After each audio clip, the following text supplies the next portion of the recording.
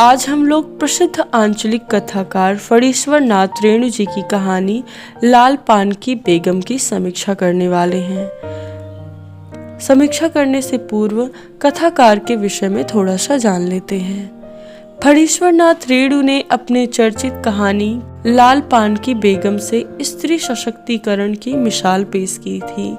इस कहानी के माध्यम से उन्होंने यह स्पष्ट करना चाहा है कि स्त्रियां भी अपने जीवन को अपनी शर्तों पर जीना चाहती हैं। वह आत्मसम्मान चाहती हैं। पर्दे की प्रथा हो या ऐसी कोई और प्रथा जो उन्हें गुलामों का जीवन जीने को विवश करती है, वह उन्हें अब स्वीकार्य नहीं है। लाल पान की बेगम कहानी की समीक्षा। लाल पान की बेगम कहानी में परंपरागत ढंग से कथा नहीं कही गई है, बल्कि बिरजू की मां की मानसिक उथल पुथल, कुछ पारिवारिक संदर्भों, क्रियाओं, आसपास की महिलाओं के व्यंग्यात्मक संवादों से आरंभ में कथा निर्मित होती है और धीरे धीरे बाहर भीतर अपना विस्तार करती चलती है। एक छोटी सी घटना के माध्यम से मानवीय व्यवहार की विभिन्न परतों को खोलना एवं दिखाना ही मानो कहानीकार का उद्देश्य रहा हो। कहानी की नायिका बिरजू की माँ एक सशक्त महिला है, जिसके कई सपने होते हैं, लालसा होती है। वह स्त्री सुलभ भावनाओं में जीती है। परिस्थिति अनुरूप उसकी मानसिकता में क्रमशः परिवर्तन होता जाता है।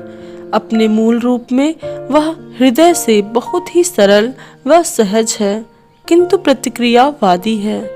बिरजू की मां को उसके पति ने गाड़ी पर मेला देखने जाने का वादा किया था। इसी यकीन पर कि पति दिया हुआ वादा पूरा करेगा, वह गली में सभी को मेला देखने जाने की बात बता देती है। परंतु समय पर गाड़ी ना मिल पाने से बिरजू के पिता को आने में देर हो जाती है। वह बिरजू के पिता आएगा या नहीं, इसी दुविधा में ग्रस्त मना स्थिति में बिरजू की मां झुंझलाती है। तभी मखनी बुआ के यह पूछने पर कि क्यों बिरजू की मां नाच नहीं देखने जाएगी क्या? बिरजू की मां, जो पहले से ही मेला जाने के लिए पति के समय पर बैलगाड़ी ना लेकर आने से नाराज बैठी थी, उसे मखनी बुआ का यह सवाल चुभ गया।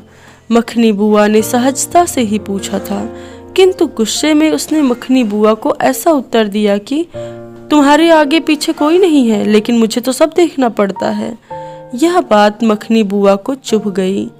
पानी भरते समय जब यह बात मखनी बुआ ने गांव की औरतों को बताई, तो पनिहारिनों ने बुआ को सांत्वना देने की कोशिश की। बातों बातों में बात निकली कि बिरजू के पिता हाल में ही मजूर से स्वतंत्र किसान हुए थे। ये सब 4 पैसे आने का नतीजा है। बिरजू की माँ के पैर जमीन पर नहीं टिकते।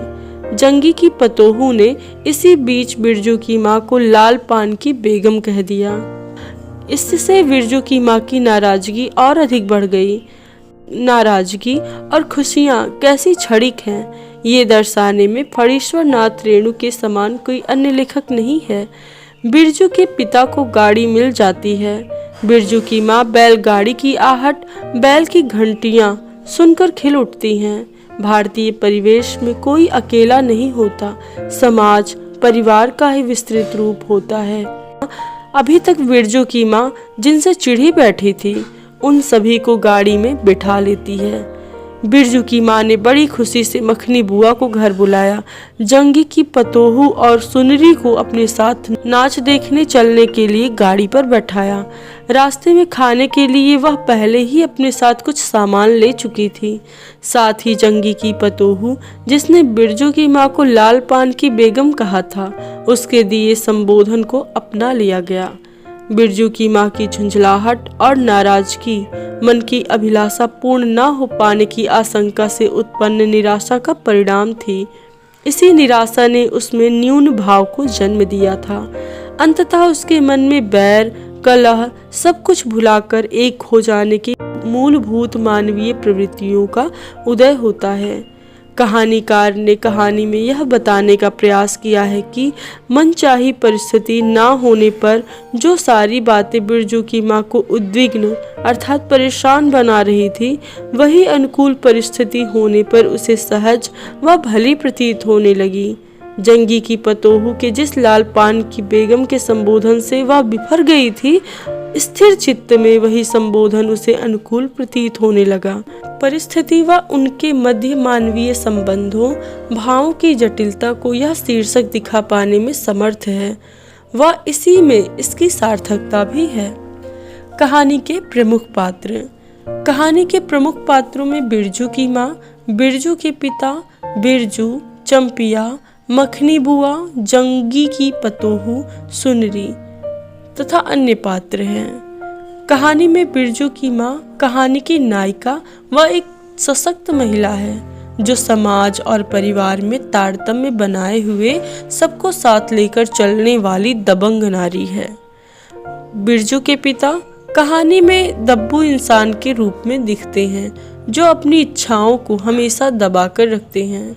बिरजू और चंपिया कहानी के बाल पात्र तथा भाई बहन हैं, जो समय समय पर कहानी के विकास में अपनी महत्वपूर्ण भूमिका निभाते हैं।